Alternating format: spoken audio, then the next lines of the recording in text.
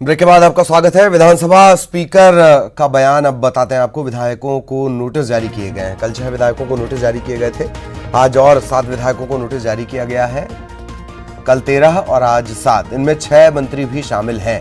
विधायकों को अपना पक्ष व्यक्तिगत तौर पर पेश होकर रखने के लिए कहा गया है।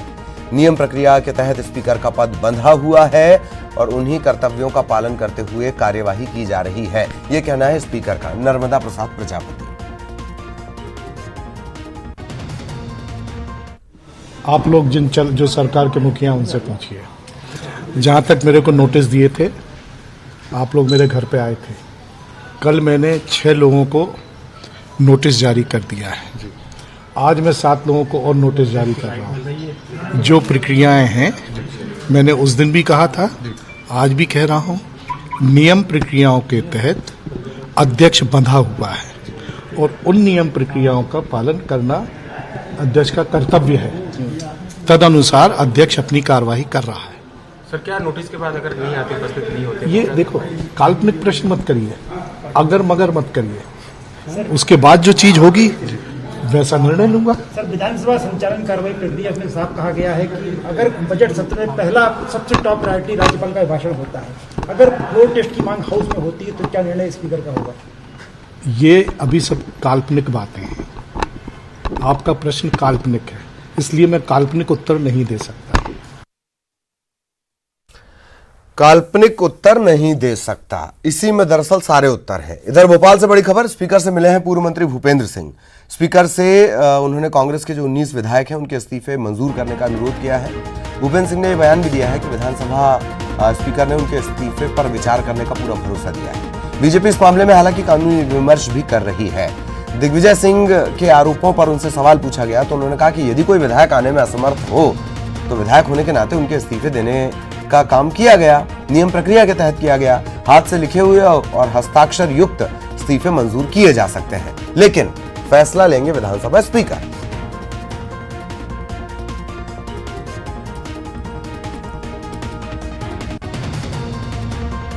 अभी मुलाकात हुई आपकी, चूंकि आप ही कांग्रेस विधायकों के इस्तीफे लेकर आए थे, आपने हॉट कॉपी भी सौंपी थी, अभी क्या स्थिति?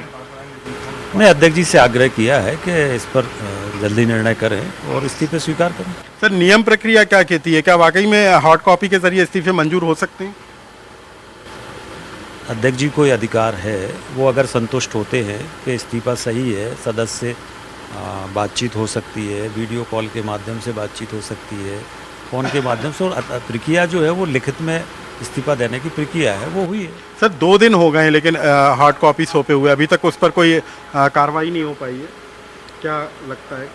ना, वो आग्रह किया है अध्यक्ष जी से, उन्होंने आश्वस्त किया है कि वो जल्दी करें। सर, खबर इस बात को भी लेकर है कि उन सभी 19 विधायकों को विधानसभा सचिवालय ने नोटिस जारी किए कि आप अपना पक्ष व्यक्तिगत तौर पर उपस्थित होकर दें। नहीं, अभी इसकी मुझे जानकारी नहीं है, पर मैं तो आग्रह किया है अध्यक्ष। सर, लेकिन यदि ये स्वीकार नहीं होते हैं तो क्या सभी विधायक विधानसभा पहुंचकर अपना इस्तीफा देंगे? पार्टी सब चीज़ें तय करेगी। सर, लेकिन अभी जिस तरीके का सियासी माहौल चल रहा है, क्योंकि राज्यसभा के प्रत्याशी के तौर में सिंधिया जी और दिग्विजय सिंह का नाम अनाउंस हो गया, तीसरी सीट के लिए भी बीजेपी ने कर दिया, तो अब तीसरी सीट के लिए चुनाव होगा, ये तय हो गया? देखिए, आगे अब वो कांग्रेस क्या निर्णय करती है ये नहीं कह सकते, पर हमारी तरफ से तो दोनों उम्मीदवार घोषित हो गए। सर, दिग्विजय सिंह ने कहा है कि फ्लोर टेस्ट के लिए हम तैयार हैं, विधानसभा में पता चलेगा कि किसके पास कितने विधायक हैं, और उन्होंने इस बात का भी आरोप लगाया है कि विधायक दे रहे हैं, कांग्रेस के विधायक इस्तीफा दे रहे हैं और लेकर पूर्व मंत्री आ रहे हैं बीजेपी के, और वो कह रहे हैं कि हमारा इससे कुछ लेना देना नहीं है, ये तो कांग्रेस पार्टी का अंदरूनी मामला है। सवाल, अगर कोई इस्तीफा देता है और कोई इस्तीफा वो अपना ईमेल से पहले भेज देते हैं और वो कोई कारण से नहीं पहुंच सकते हैं, और वो अगर मैं विधायक के नाते उन्होंने कहा कि आप वहां जमा कर दो सचिवालय में, तो इसमें क्या आपत्तिजनक है? और अब तो सिंधिया जी भी भारतीय जनता पार्टी में है और उनके जो साथ में विधायक हैं वो सब भी भारतीय जनता पार्टी में। सर, राज्यपाल से भी कुछ मिलने का समय या कुछ मांग हम रख सकते हैं क्या? बीजेपी की तरफ से हो सकती है क्या? कि बीजेपी सभी जो कानूनी पहलू हैं उन पर विचार कर रही है, जो प्रक्रिया है उस पर विचार कर रही है, उसके आधार पर हम लोग आगे बढ़ रहे हैं। और इन सब के बीच कांग्रेस सांसद विवेक तनखा ने बयान दिया है, चुने हुए जनप्रतिनिधियों को बंधक बनाना ठीक नहीं। कांग्रेस सभी कानूनी पहलुओं पर विचार कर रही है। जरूरत पड़ी तो कोर्ट की मदद लेंगे। विधायकों को छुड़ाने के लिए कोर्ट की मदद लेगी कांग्रेस। सत्ता पक्ष के 19 एमएलएज और आज शायद 3 और दिए होंगे तो मैं नहीं कह सकता, वो लेके आके स्पीकर सौंप रही है त्यागपत्र। वो एमएलए नहीं आए हैं, एमएलए नहीं बोल रहे हैं, एमएलए कहीं बंधक हैं, उनके मोबाइल बंद हैं, उनसे कोई बात नहीं कर सकता। कांग्रेस पार्टी के सदस्य भी उनसे बात नहीं कर सकते। सर अब आगे क्या होगा? क्या फ्लोर टेस्ट की नौबत आएगी? फ्लोर टेस्ट तो तब होगा जब वो बंधक छूटे हैं। हमको तो यही नहीं मालूम है कि वो जो किडनैप हो गए हैं, अबडक्ट हो गए हैं या जैसे गए हैं, वो पहले छूट के फ्लोर टेस्ट फ्लोर में होता है और उस फ्लोर टेस्ट के लिए पहले सब स्वेच्छा से तो आए।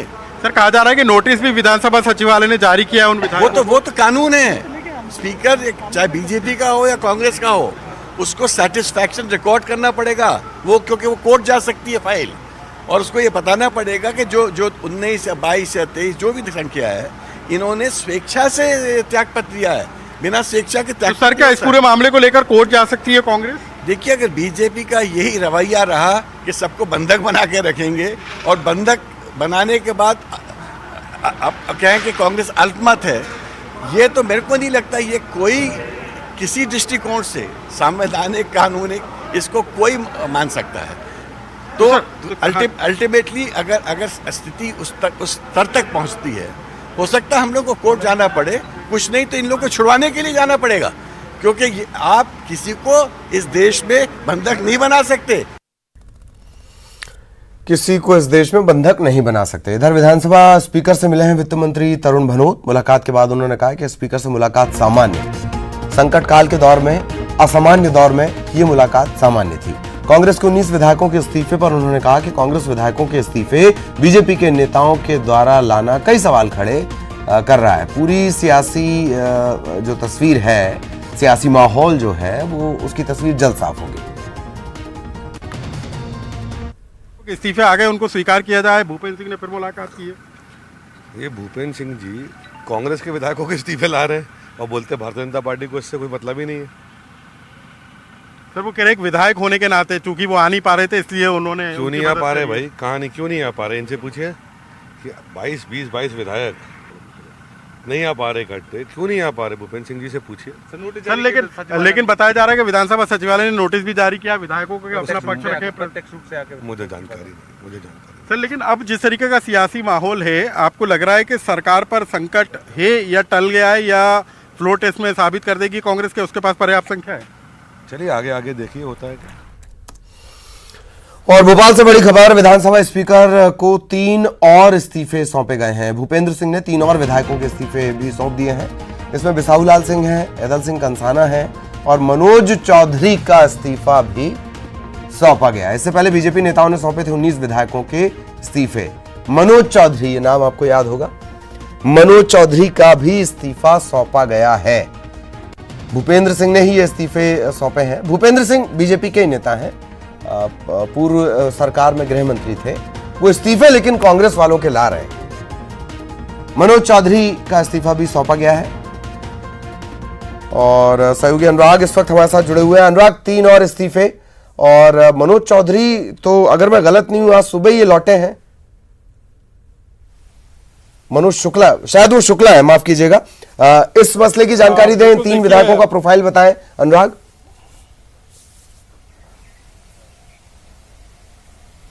देखिए, बिसाहू लाल सिंह जो कि हाल ही में कांग्रेस का दामन छोड़ बीजेपी में शामिल हुए थे, और शिवराज सिंह चौहान के घर पर जाकर उन्होंने भी बीजेपी की सदस्यता ली थी, और उसके बाद जो है उनका इस्तीफा अब विधानसभा स्पीकर को भेजा गया है। सबसे बड़ी बात है ललित कि बीजेपी भी अब ये समझ गई है कि कांग्रेस ने जिस तरीके से अब अपने विधायकों को साधने की कवायद शुरू की है, तो ऐसे में बीजेपी के लिए भी आसान नहीं है कि सत्ता को हासिल किया जाए। इसको लेकर अब लगातार गोड़ा भाग इस बात को लेकर किया जा रहा है कि क्या संख्या गणित होगी, कितने विधायक उनके साथ होंगे, इस्तीफे यदि हो जाते हैं विधायकों के और यदि वो मंजूर हो जाते हैं तो उसके बाद का क्या सियासी गणित बैठेगा। इस गुणा भाग को जुटाने के लिए तमाम सियासी दल और उनके दिग्गज नेता के साथ जो कानूनी विशेषज्ञ हैं वो भी जुटे हुए हैं। यानी कि आप अंदाजा लगा सकते हैं कि इस समय एक एक विधायक की कीमत कितनी अहम हो गई है, यदि वो पार्टी में है, यदि वो बीजेपी या कांग्रेस के खेमे में है, या फिर वो इन पार्टियों को छोड़कर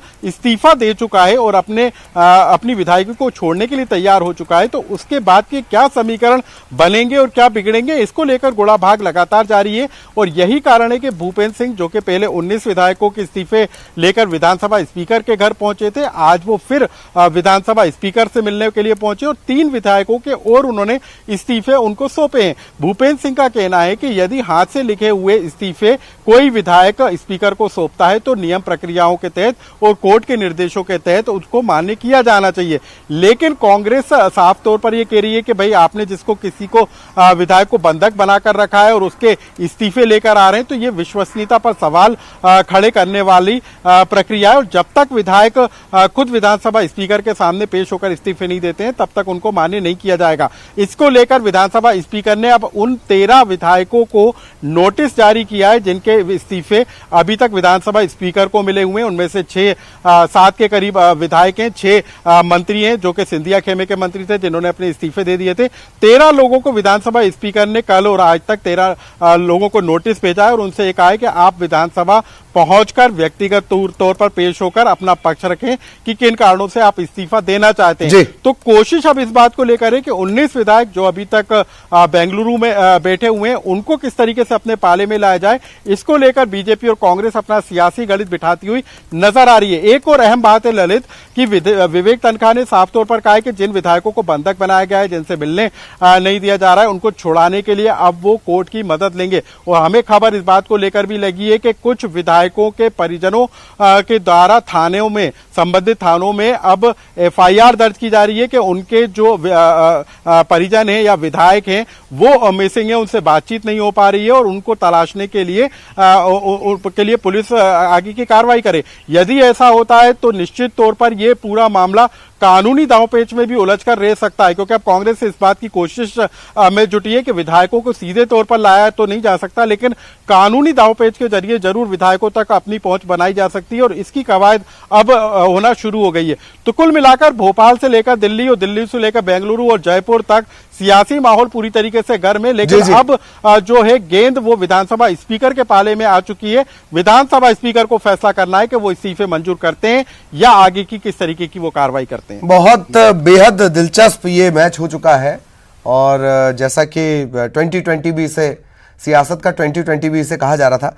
लगातार इस खबर पर हम रहेंगे। अनुराग, आप भी आप हमारे साथ बने रहिएगा और इसके दिलचस्प पहलू हैं उन पर भी चर्चा करेंगे। एक ब्रेक के लिए रुक रहे हैं।